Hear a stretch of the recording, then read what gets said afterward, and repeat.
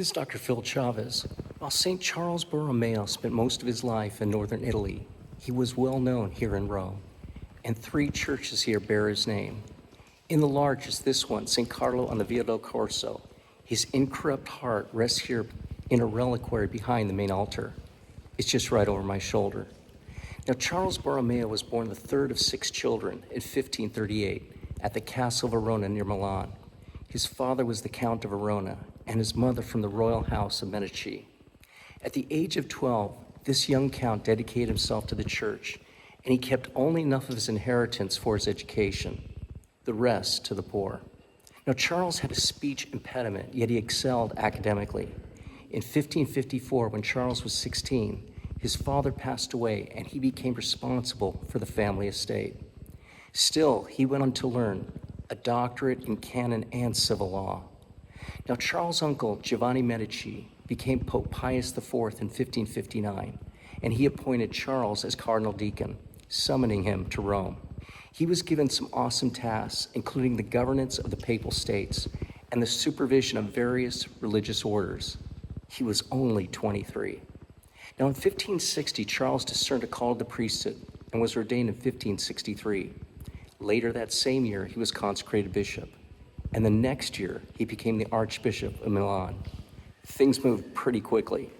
At that time, Milan was the largest diocese in the church, and corruption was pervasive. Quite a challenge here. Charles believed the greatest defense against doctrinal error was reform of the church. So he founded schools and seminaries and even colleges for clergy. And having ordered norns for renewal in monasteries, he made many visitations personally. The work for reform made him many enemies. One cleric attempted to assassinate him with a pistol, but missed. In 1576, a serious plague struck Milan, and those of influence and leadership fled the city. For a time, Borromeo was the only paternal figure. He drained his family resources to feed up to 70,000 starving people daily, and he went into debt. He reprimanded the civil authorities for prohibiting religious gatherings, and he ordered processions to take place in Milan. He ordered the people also to do penance, and he set the example. Borromeo directed the erection of over 21 stone columns in the city crossroads and main squares, where people could take part in Mass and public prayer. Precautions were set, yet the people always had the sacraments, and Borromeo exhorted his priests strongly. At one point he said, "It is not their bodies alone which are in danger of perishing. It is their souls, for which I plead."